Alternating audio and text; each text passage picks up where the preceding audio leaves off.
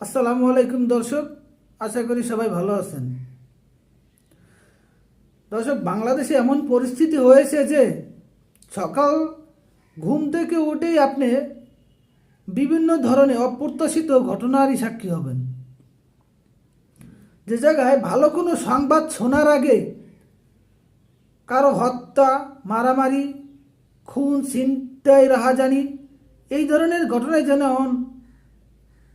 প্রতিনিয়ত শোনা যাচ্ছে। একটি ঘটনা হচ্ছে সাভারের দুটি ইউনিভার্সিটি, যেমন ডেফোডিল ইন্টারন্যাশনাল ইউনিভার্সিটি এবং সিটি ইউনিভার্সিটি, দুই ইউনিভার্সিটির শিক্ষার্থীদের মধ্যে 26 তারিখ রাত্রে ব্যাপক সংঘর্ষ হয়। সংঘর্ষের মূল কারণ হল ডেফোডিল ইন্টারন্যাশনাল ইউনিভার্সিটির এক শিক্ষার্থী বাইকে চলাকালীন থুতু ফালায়, তা গিয়ে সিটি ইউনিভার্সিটির এক শিক্ষার্থীর শরীরে লাগে। সেটা নিয়ে দুইজনের ভিতরে তর্ক বিতর্ক শুরু হয় এবং এক পর্যায়ে দুই ইউনিভার্সিটির ভিতরে ব্যাপক সংঘর্ষ তৈরি হয়। এতে করে প্রথমে সিটি ইউনিভার্সিটির শিক্ষার্থীরা ডেফোডিল ইউনিভার্সিটির শিক্ষার্থীদের উপরে আক্রমণ করে এবং পরবর্তীতে তারা আবার পাল্টা আক্রমণ করে সিটি ইউনিভার্সিটির শিক্ষার্থীদের উপরে হোস্টেলে। এতে করে ব্যাপক ব্যাপক লোক আহত হয়। এবং ইউনিভার্সিটির 3টি বাস এবং একটি প্রাইভেট কার জ্বালিয়ে দেওয়া হয় এবং কম্পিউটার সহ বিভিন্ন প্রয়োজনীয় জিনিসপত্র লুট করা হয়। এবং স্থানীয় সূত্রে জানা গেছে যে ঘটনাস্থলে কয়েকটি ককটেল বিস্ফোরণ করা হয়।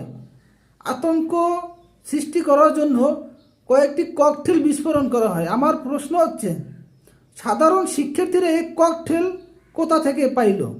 করি আপনারা ভিডিওটি সরিয়ে দেবেন যাতে প্রশাসনের দৃষ্টি আকর্ষণ করা যায় যে তারা যেন এই ককটেল কোথা থেকে বিস্ফোরণ ঘটলো, শিক্ষার্থীরা কোথা থেকে ককটেল পাইল, না তৃতীয় কোনো পক্ষ প্রবেশ করে ঘটনাটাকে আরও বেশি বাড়িয়ে দেওয়ার জন্য এই ধরনের ঘটনা ঘটানো হয়েছে, সেটা অবশ্যই আইনশৃঙ্খলা বাহিনী পর্যবেক্ষণ করে দেখবেন। তো আমি শেষে একটা কথা বলবো, বাংলাদেশের দুটি নামকরা ইউনিভার্সিটি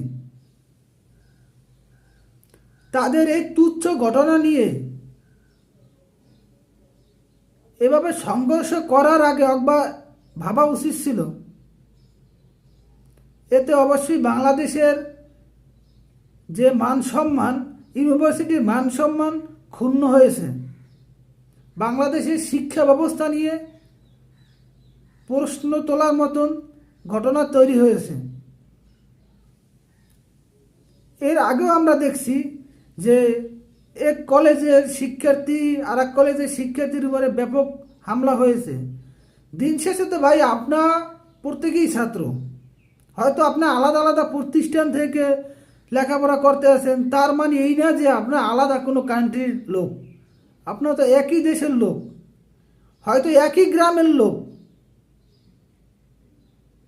অবশ্যই এই ধরনের হামলা মামলা করার আগে একবার চিন্তা করা উচিত যে আমরা প্রত্যেকেই ভাই ভাই, আমরা প্রত্যেকেই স্টুডেন্ট, আমরা প্রত্যেকেই বাংলাদেশি।